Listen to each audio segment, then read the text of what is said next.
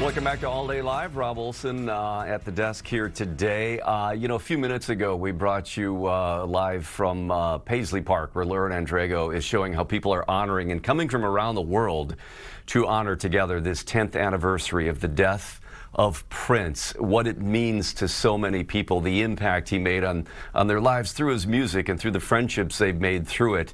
Certainly a huge influential musician with a massive legacy in Minneapolis and around the world. A big impact, though, here in his home state. A University of Minnesota professor began teaching a course right around the time when Prince died 10 years ago on that impact. His goal not to just create Prince fans, but help students understand why Prince's legacy matters, his impact on sort of the social fabric here. It began being offered just once a year. It's gained a lot of popularity. Professor Elliott Powell has begun offering fall and spring semester courses, and he joins us now. Hello, thank you for being with us today. Hi, thanks so much for having me. Give me the background here. I read, some of this about how you came to offer this course 10 years ago. So sort of the origins of it and what it became once you started teaching it.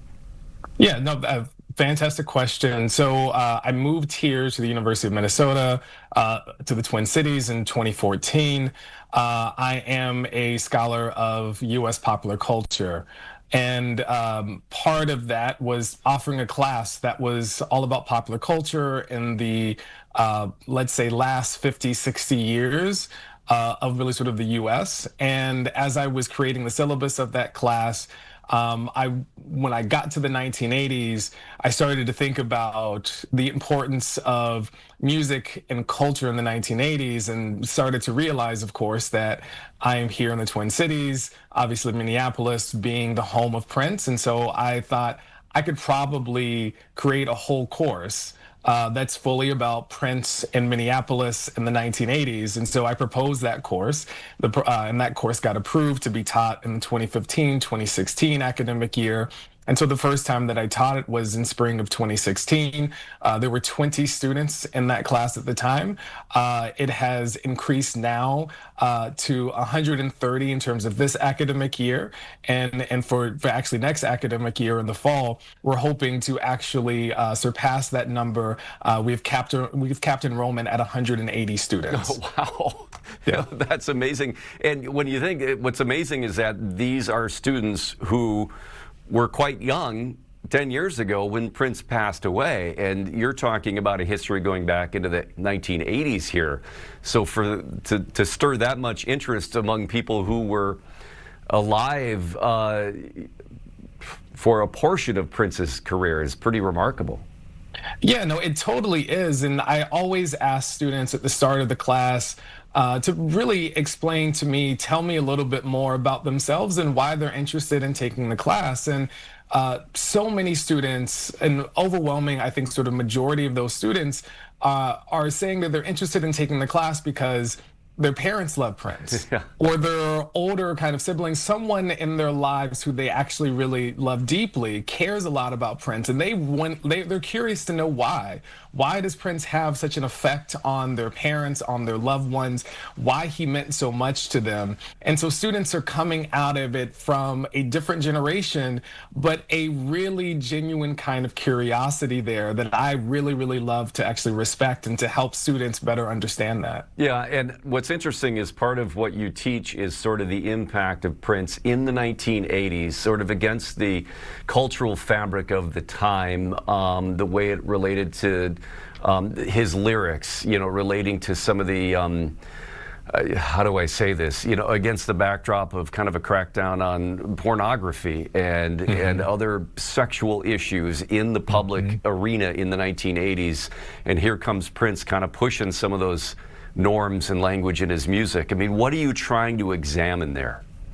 Yeah, no, exactly what you're actually hitting at is that very much in the 1980s, we saw a particular kind of, I think, sort of policing around norms of gender, norms of sexuality, norms of race.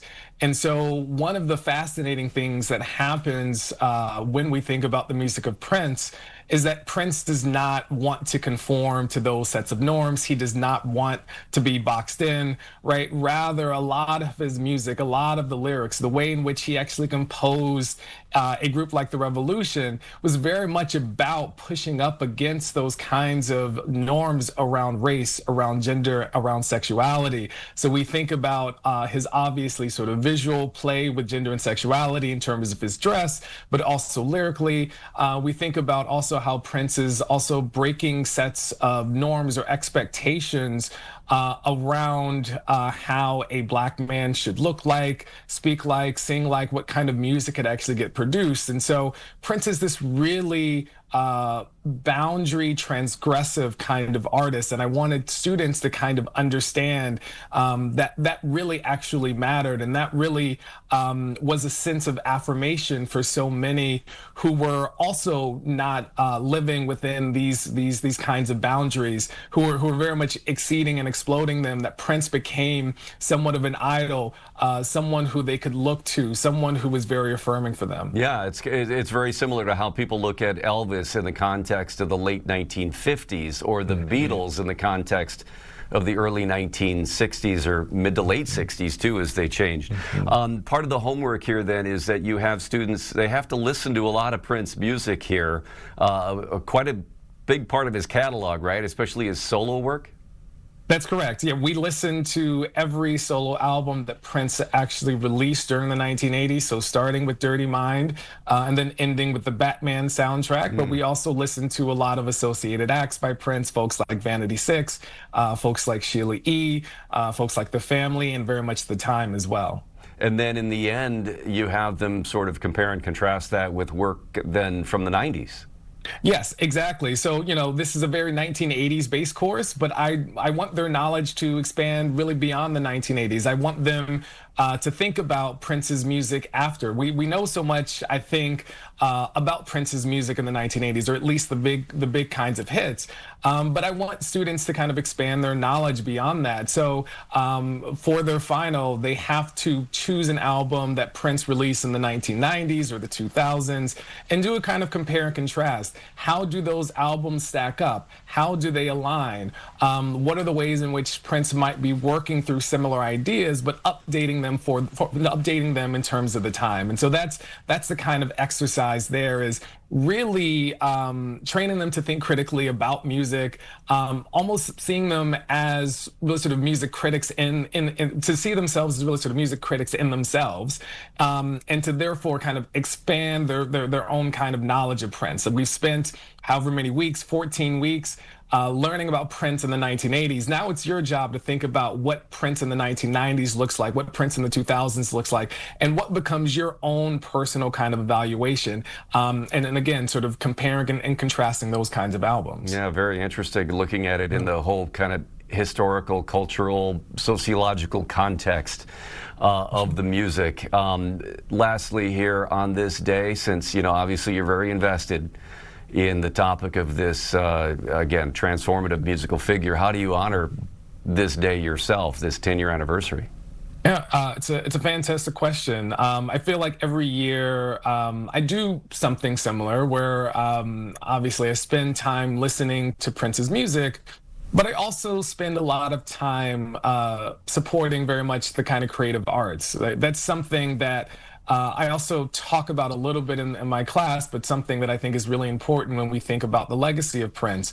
Yes, we know about what a great kind of musician he was, a singer-songwriter, but he was someone who also supported dance, who supported theater, who supported very much fashion and very much the visual arts. And so I also use this time on this day every year, and especially now, to also make other sets of contributions when it comes to art, right? So that might be going to Mia, that might be going to the Walker, right? Those kinds of things.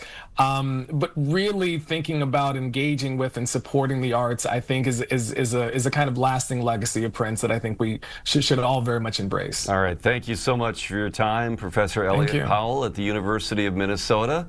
Fascinating topic, and fascinating that something that you kind of dreamed up just over a decade ago has really taken off and spurred so much interest. Sure. Thank you so much. All right, there you go. Professor Elliott Powell at the University of Minnesota on this 10-year anniversary of Prince, talking about his class.